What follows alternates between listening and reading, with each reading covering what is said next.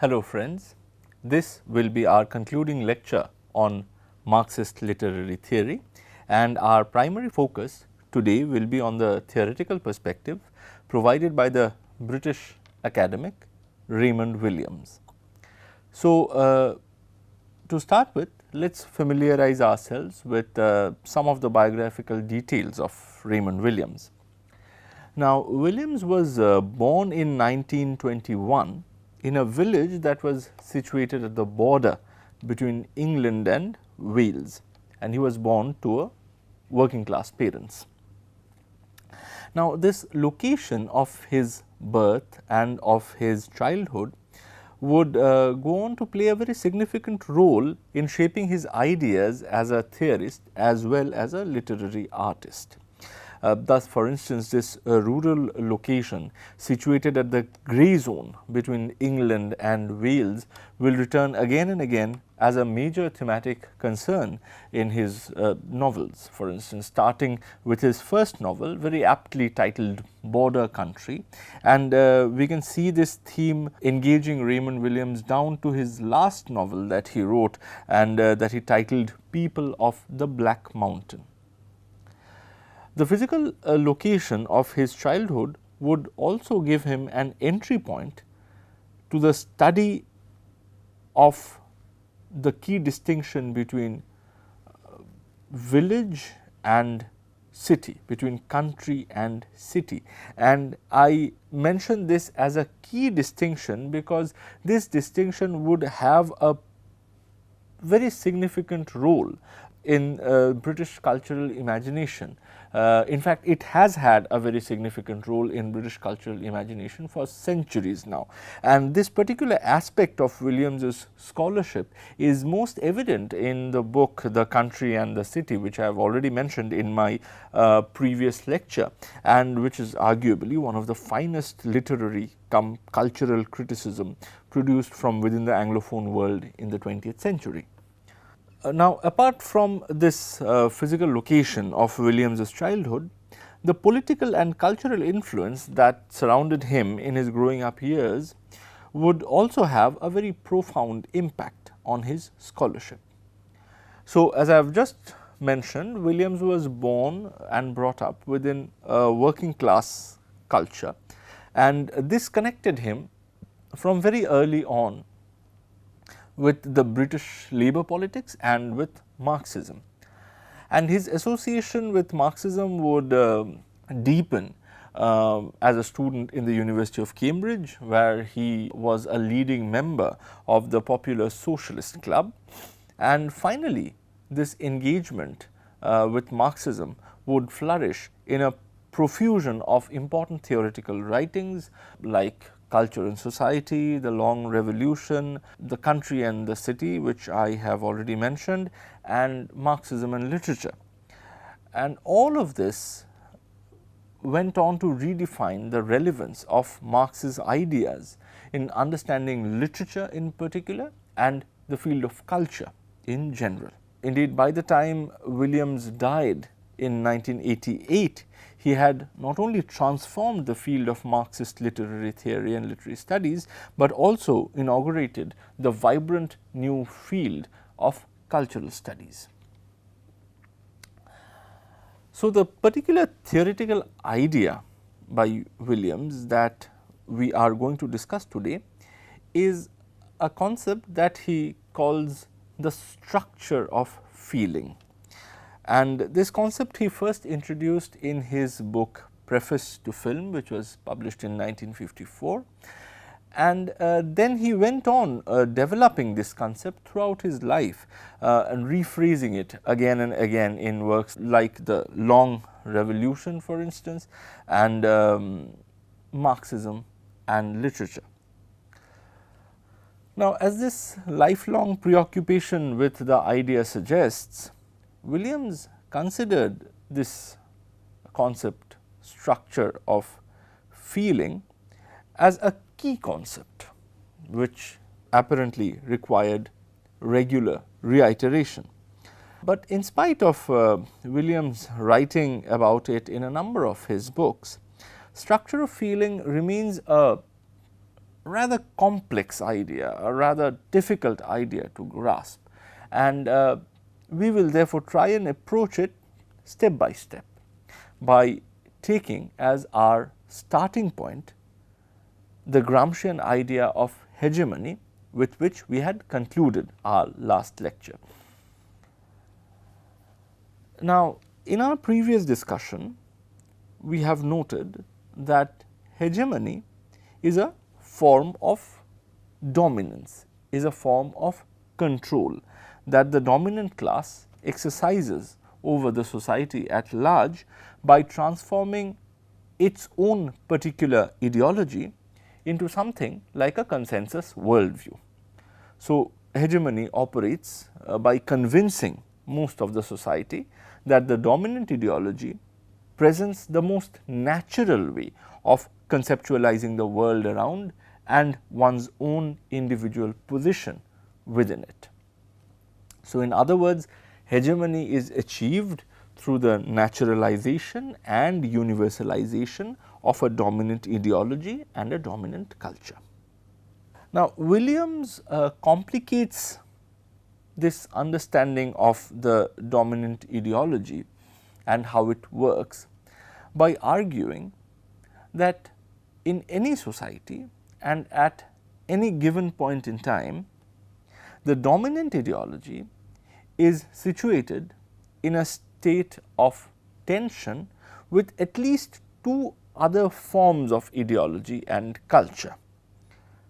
The first he calls residual ideology, residual culture, and the second he calls the emergent ideology, the emergent culture.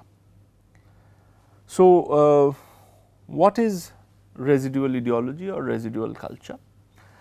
Well, Williams points out that each dominant ideological formation becomes dominant by replacing an existing set of dominant ideological formation. So, for instance, the bourgeois ideology. Now, the bourgeois ideology of the capitalist mode of production became hegemonic, became dominant only after replacing the dominance of another ideology, which was associated with the feudal mode of production.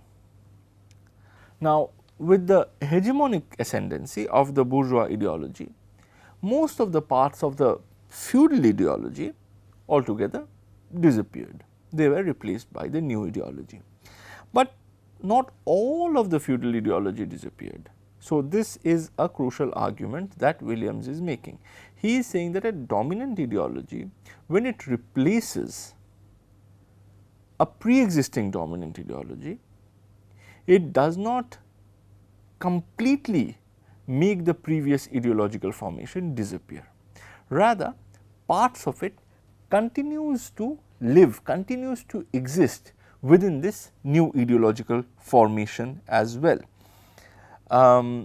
Take for instance, the survival of the monarchy in Britain, even in an age when the dominant bourgeois ideology clearly supports the political form of parliamentary democracy. So, clearly there are continuations of the previous ideological formation and previous ideological elements into the new mode of dominant ideology. And these surviving parts of an older ideology, the culture of an older social order, is what Williams characterizes as the residual. Now, here Williams actually makes a very important distinction between what he terms as the residual and what he calls the archaic. So, he writes that the archaic is that, and I quote, which is wholly recognized as an element of the past, to be observed, to be examined, or even on occasion to be consciously revived in a deliberately specializing way.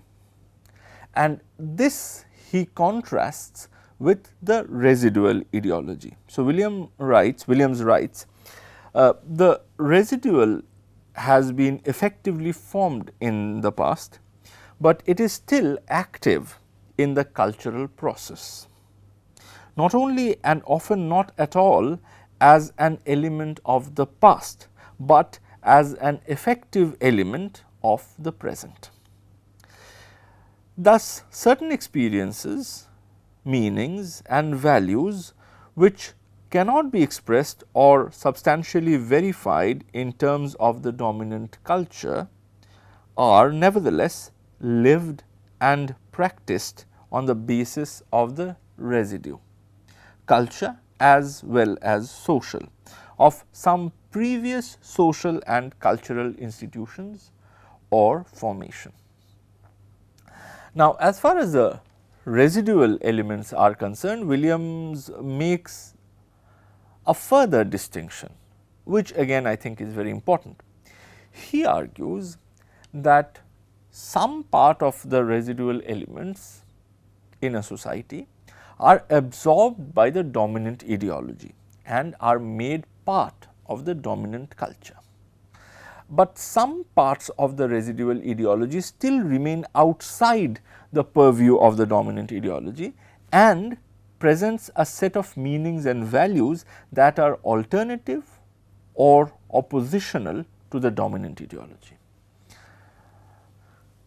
Now, for instance, organized religion. Now, organized religion is a typical example of the residual ideology within a post-enlightenment bourgeois world order.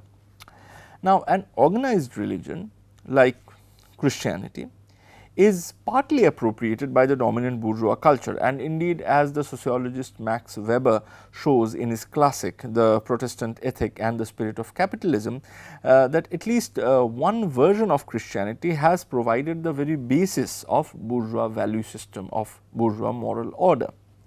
But then again, Christianity also stresses on certain aspects like for instance, service to others without reward, and such concepts oppose the logic of the marketplace that underlines the bourgeois ideology. Thus, it is possible, for instance, to use this particular aspect of the residual ideology, the aspect of service without reward, to conceive an alternative social order where each of us will provide use value for others according to our own capacity, without worrying about its exchange value, for instance, or without worrying about the possible profit that can be derived from it. Now, this will immediately put at risk the entire workings of the capitalist system. This shows how parts of the unabsorbed residual ideology can indeed pose a very significant threat to the dominant ideology. So, as I said, these different ideologies within a given society are in a state of tension. Now, let us come to emergent ideology and let us see how that is related to dominant ideology within any social order. Now, emergent ideology is slightly more complex to define than the residual element, but let us try and see how much we can understand. I will go very slowly over it. So, I think you will be able to grasp it all right. Now, according to Williams, the emergent ideology is the sum total of all the, and I quote, new meanings and values, new practices, new relationships and kinds of relationships that keeps emerging within a social order and positing itself as an alternative or positing itself in opposition to the dominant ideology. Now, the reason why this is difficult as an idea is because, as William points out, that it is exceptionally, and this is a quote from Williams, it is exceptionally difficult to distinguish between those which are really elements of some new phase of the dominant culture and those which are substantially alternative or oppositional to it, emergent in the strict sense rather than merely novel.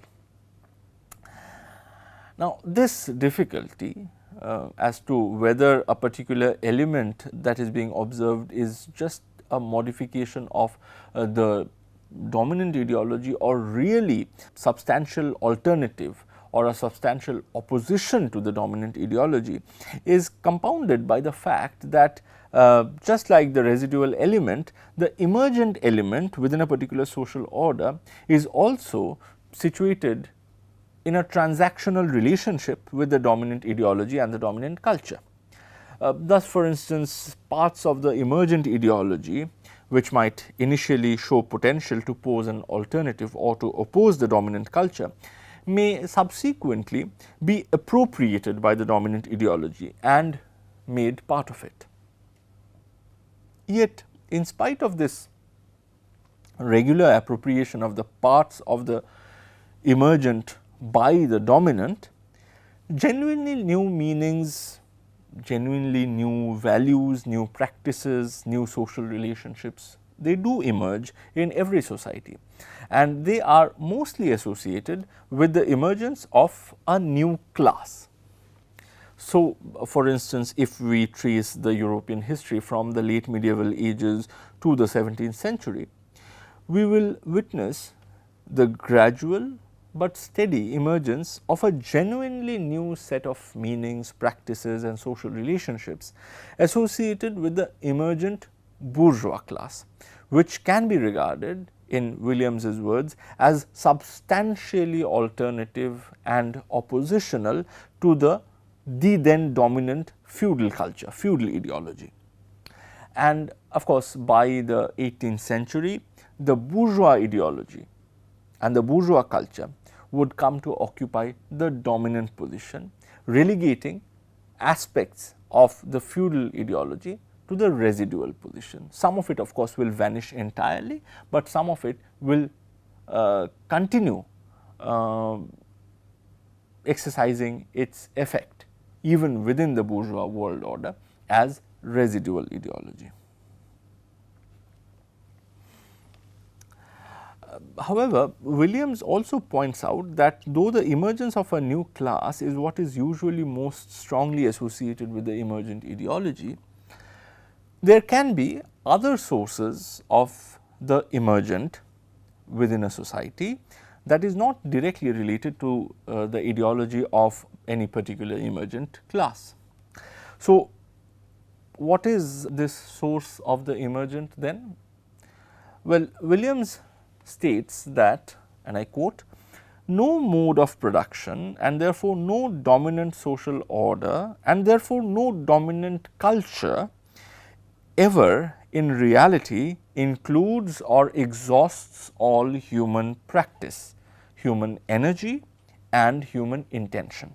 In other words, there are areas of human life which are at any given point in time outside the grip of the dominant ideology, which is informed by the dominant mode of production. Now, this in itself is a very interesting statement coming from a scholar who is working within the Marxist theoretical tradition, because what Williams is stating here is the possibility of areas of human life that cannot be reduced down even in its last instant to the dominant mode of production. Now, this seemingly contradicts the base and superstructure model that we have already discussed, where every aspect of human life and human consciousness is seen as being determined, at least in the last instance, by the base of the mode of production that dominates a particular era. But as we have already seen while discussing Althusser, that the base and superstructure model is too crude in its deterministic argument, and therefore needs to be revisited, needs to be revised and nuanced further. And I think this is one of the things that Williams does very effectively. But in any case, Williams identifies these human practices, these energies, these intentions that are not already claimed or not already exhausted by the dominant ideology as the source for the production of the genuinely emergent ideology, which can bring to the foreground alternative or oppositional meanings and values. Now, here we need to note something, which is that the area of human life which is beyond the clutches of the dominant is a grey area, and it is a grey area because it is the site that holds within itself two things simultaneously.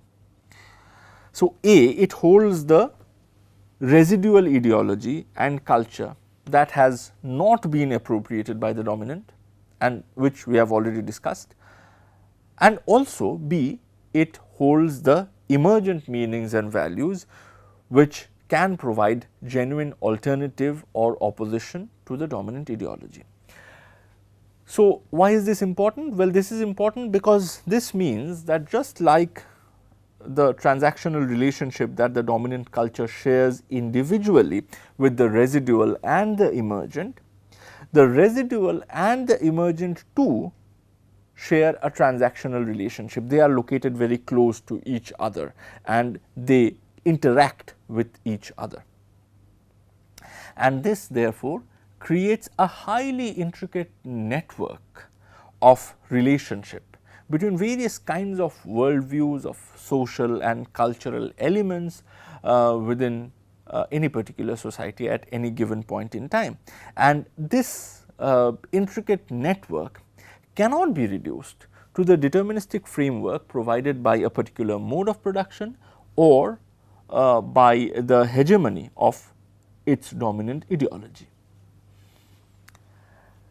Now, Williams argues that this dynamic network of the residual, the dominant and the emergent ideologies translate into a complex lived experience, which he describes through the phrase structure of feeling.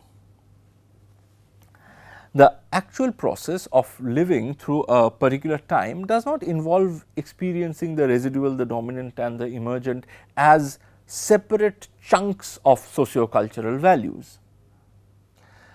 Rather, at any given point in time, these elements are in a state of solution and are experienced in the form of a totality. For instance, look at your own consciousness, look at how you view the world around you and how you situate yourself within that world. Now, according to Raymond Williams's analysis, even the present moment can be divided into dominant ideology, residual ideology and emergent ideology. And you are caught within this force field, within this sort of network of transaction between all these different ideologies. But your consciousness, your lived experience of the present cannot be categorized as separate chunks of cultural values or moral values that you can divide in terms of dominant ideology, in terms of residual ideology or emergent ideology. Rather, they all come together, they dissolve together to form a totality of lived experience, to form a kind of comprehensive wholeness, and this is what Williams refers to as the structure of feeling. So, at any given point in time, as I said, I will repeat, all these elements, ideological elements are in a state of solution and are experienced in a form of totality.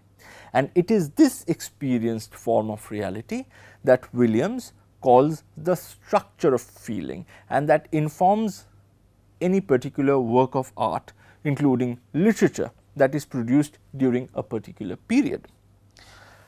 Which means that no literary text can be pinned down as a representation of either a purely dominant ideology or a purely residual or a purely emergent ideology. What a piece of literature represents is a complex totality within which a number of ideological elements are in a state of dynamic interaction with each other. In Williams' own words, and I quote,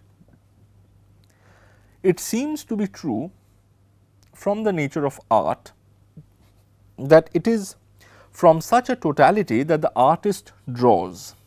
It is in art primarily that the effect of a lived experience is expressed and embodied. To relate a work of art to any part of that whole may, in varying degrees, be useful, but it is a common experience in analysis to realize that when one has measured the work against the separable parts, there yet remains some element for which there is no external counterpart. It is this, in the first instance, that I mean by the structure of feeling. The work of a Marxist literary critic like Raymond Williams, therefore, involves engaging with this structure of feeling and its nuanced interrelationships. And this results, of course, in a very different kind of literary analysis than the one produced by a critic who is working from within the strict base and superstructure model, where every aspect of the literary text is sought to be connected with an external counterpart in the dominant mode of production. But however, sadly, as with our previous lecture, we do not have sufficient time to discuss how Williams's theory can actually be put into practice. But if you are interested, I would like to refer to you two books. One is, of course, The Country and the City, but there is another book that I would like you to read, which is Drama from Ibsen to Brecht. And in both these books, you can see how Williams's notion of structure of feeling is used as a tool for literary criticism. So, with this, we conclude our discussion on Marxism and Marxist literary theory. In our next lecture, we will start exploring the works of Sigmund Freud, and we will start our discussion on psychoanalytic literary theory. Thank you.